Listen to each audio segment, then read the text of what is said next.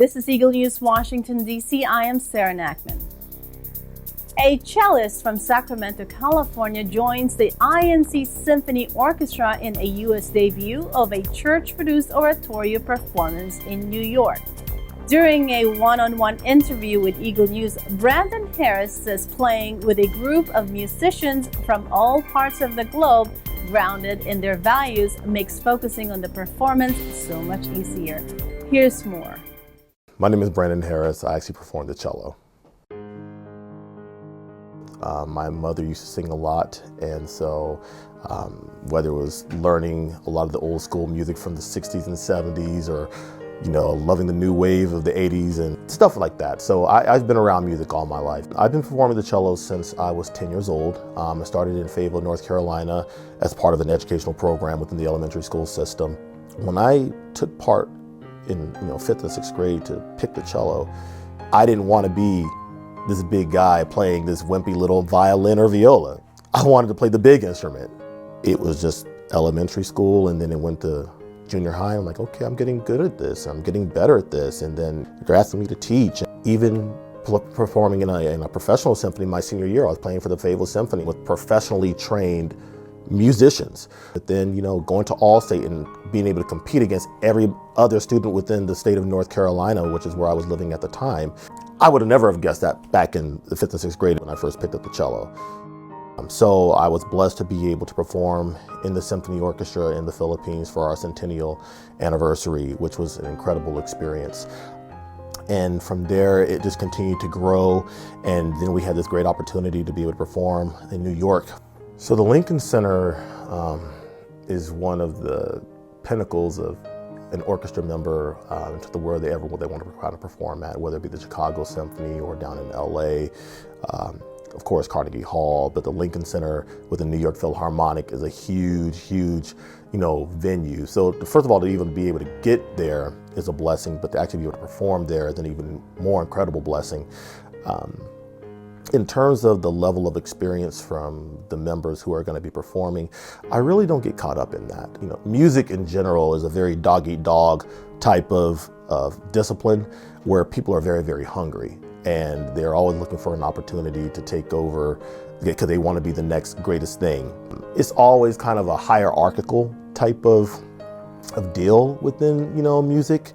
I think we see that today. But within the INC Symphony, I don't feel that level of competition. I feel there's a lot more humility from those of lesser or even greater experience levels. So it makes it much easier to focus on the piece. I think we all have something to contribute. We're all at different points in our musical journey. And as such, I find it as an opportunity more so than anything to be able to kind of share some of my experiences, learn from others as well. We take it as an opportunity to kind of work and challenge some of the players who may be younger in their career. Some of them just got started just like we did back in elementary or junior high school. So it gives them an opportunity to be able to perform some of these larger pieces that maybe they would not have had an opportunity to actually get to perform. Eduardo has afforded the church to really take ourselves into that 21st century. He's provided the opportunity to, in my opinion, utilize the skill sets of so many brethren within the church and be able to highlight that as well, because there are a lot of skills that many brethren have that some of us have no idea about. And when it comes to the music, we are always based on what is occurring within our worship service. And that's an incredible element. That's a biblical teaching for us to offer praises and songs of praise to our Almighty God. But I think also when we have the other venues and other veins of practice, such as the INC Symphony Orchestra, where we are able to look at the skill sets of so many different individuals, having an opportunity to perform pieces that in general, like I said before, many other people may not have ever had the opportunity to perform. Just having the exposure, I think more than anything, it's been an opportunity to gain more exposure and really being able to be groomed by people that have some great experience. If I can kind of go back to the INC Symphony within for the centennial celebration, it wasn't just a performance, it was all of the time of us sitting in the hallways talking to one another, laughing and joking, us having breakfast, lunch, and dinners together. So we created this bond and more of a family, despite whatever locales that we have maybe coming from or whatever districts that we've been a part of. And so we're able to bring that into the practice room, and we challenge one another. But we're never mean to one another. We're always trying to build up and build up. And I didn't know that by picking up that cello, that was going to be how my college years were paid for. I had no clue that it was going to turn into something as it has. It all kind of goes back to that verse where it talks about God's ways are not our ways. My name is Brandon Harris, and I'm a cellist with the INC Symphony Orchestra. From Sacramento, let's head north to the nation's capital, where a young violinist, also part of the INC Symphony Orchestra, says playing for church productions like this Sunday's Oratorio performance has brought her musicality to another level. Let's get to know Savannah San Pedro. My name is Savannah San Pedro, and I play the violin.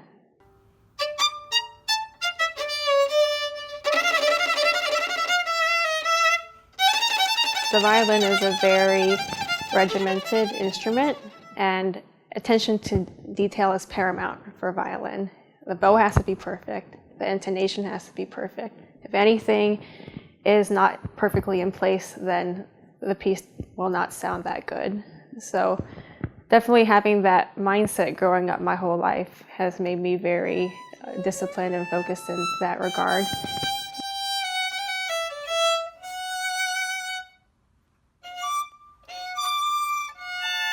I'm the type of person who's very organized, and I like to plan every stage of my life to make sure that everything falls into place.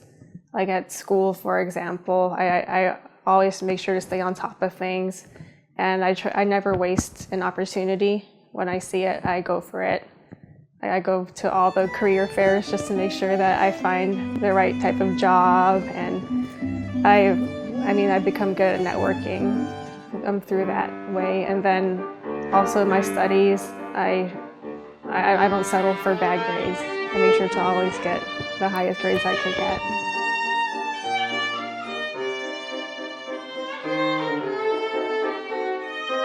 Well, when I was 8 years old, that's when I started playing violin. And it's been 13 years I've been playing violin. And growing up, that was always a very involved part of my life, because when I lived in Jacksonville, Florida, I was in the Youth Symphony Orchestra, and I made my way to the highest chamber, which is the Philharmonic. And I also went to an arts high school called Douglas Anderson School of the Arts, and I played violin for hours a day there.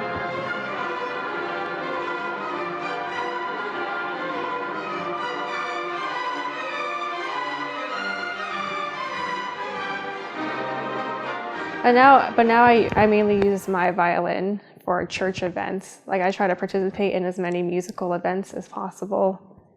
And that includes the Countdown to the Centennial, and the Oratorio. And I'm just going to continue to find musical events to participate in. One thing I really am thankful for, because I've been a part of church events with my violin my whole entire life. When I was in Northern California, I played a solo for the Countdown to Centennial, and I was also the leader of the orchestral group up there, where I was the head violinist, and I taught the other kids how to play violin, and I also would arrange music. Well, it's definitely tremendous, and it makes me very proud that we're able to perform at the Lincoln Center.